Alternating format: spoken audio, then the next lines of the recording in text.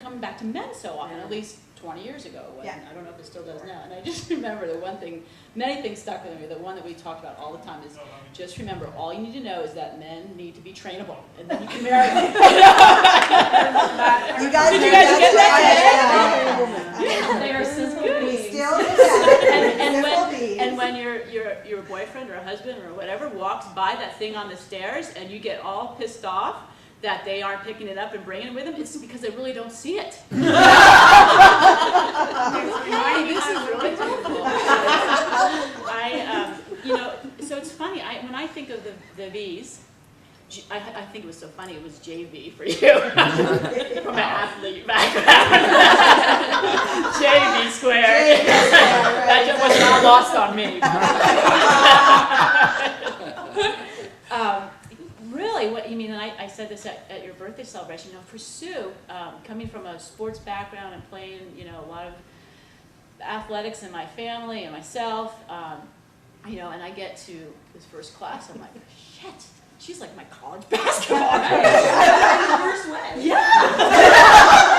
I'm like, I thought I was done for this, but at the same time, my college basketball coach got the absolute best out of me ever.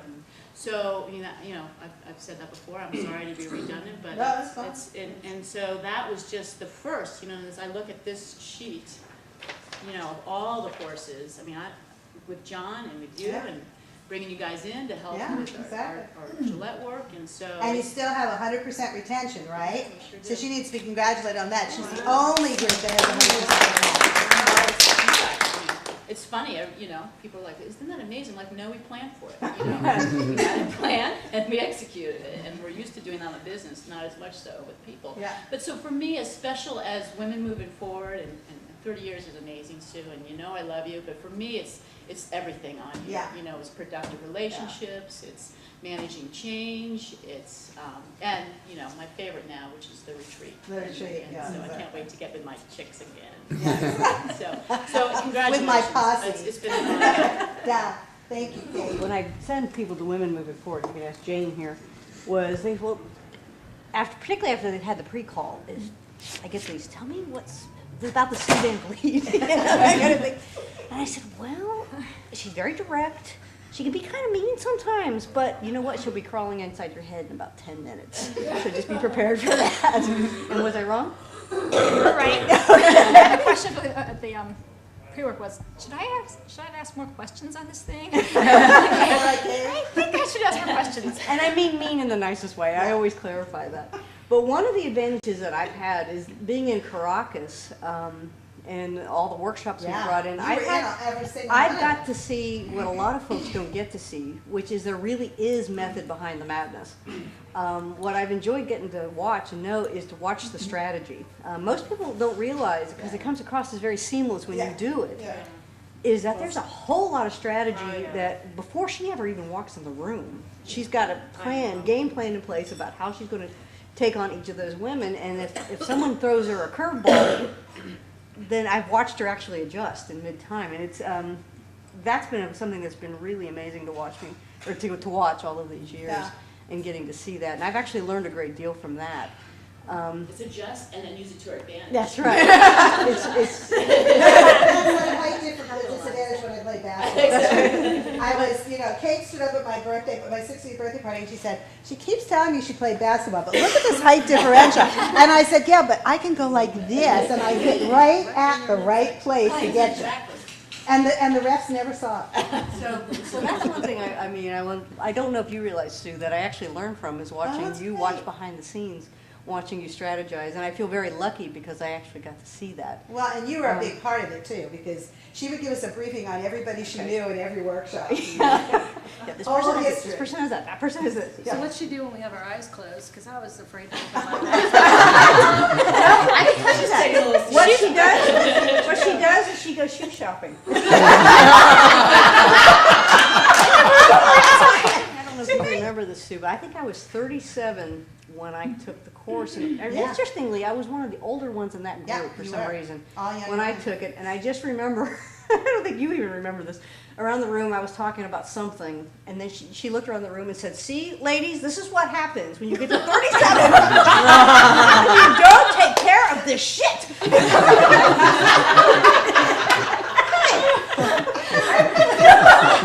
she still brought us into South America. You became a poster child. And now I'm 44. I'm not sure if I'm still taking care of the shit. No, I think you're taking care of a lot of it. Yeah, thanks, Jill. And, you know, I was very excited. I knew I needed to do it. And I had been, you know, slowly over time had worked in the plant, had come back in Cincinnati, and I was really kind of gaining weight, you know, kind of not where I wanted to be. And I didn't have children yet, so I was like thinking if we're going to have children, I need to be a healthy vessel. I'm diabetic. So I tried to take care of myself, but really this class was the catalyst for me to, and really preparing my mind for it. I really had to think about what are the barriers getting in my way of me being my full self. Yeah. And so it was so helpful to me to do all the prep work, and then of course the class was great, and then it was like really even after the class that I came out with, I have to be the one that decides that I'm going to do something to move a barrier. I have to, I mean, you know that, but then it's like, I had been dealing with neck and back pain for years that I just kind of was just dealing with and not thinking about it. And so I went to the chiropractor, right? So simple thing, coming back from your class, I'm like, I deserve to go to the chiropractor. And it was an out-of-network, you know, place, and I didn't care, you know, I'm like, I'm gonna spend the $45 every time I go to the chiropractor, and I don't care, and I still do it. Now the price is $50, but you know, I don't care because I deserve that, and I want to be healthy.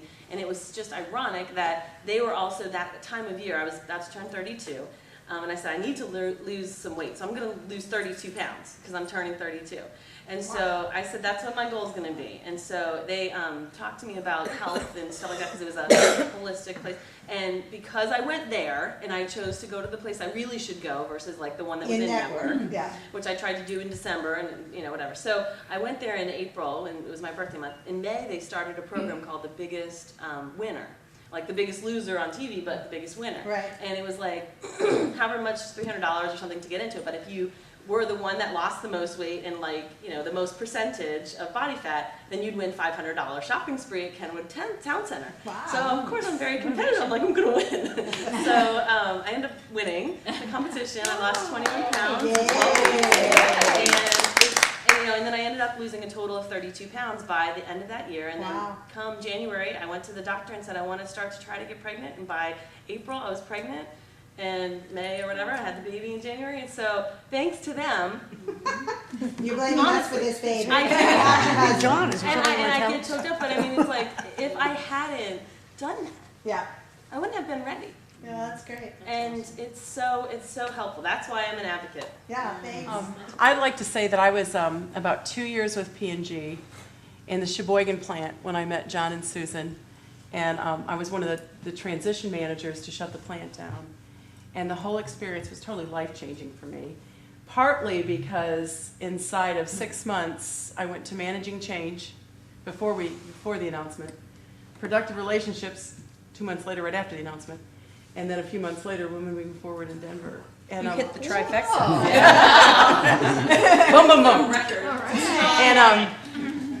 And you know, of the three, they were all incredible classes, but Women Moving Forward was really life-changing. And I remember one of the things we had to do was to pick a personal, professional goal, and then we had to lay out the steps that we were going to do to get there. And I think it was day 3 even. Well, maybe, but normally it's day 1 or 2. And I don't think anything had sunk in yet because my steps were so utterly ridiculous. Like, I wanted to be a consultant. So I'd worked for Procter & Gamble at that point for 3 years or something, but my life's dream was to be a consultant.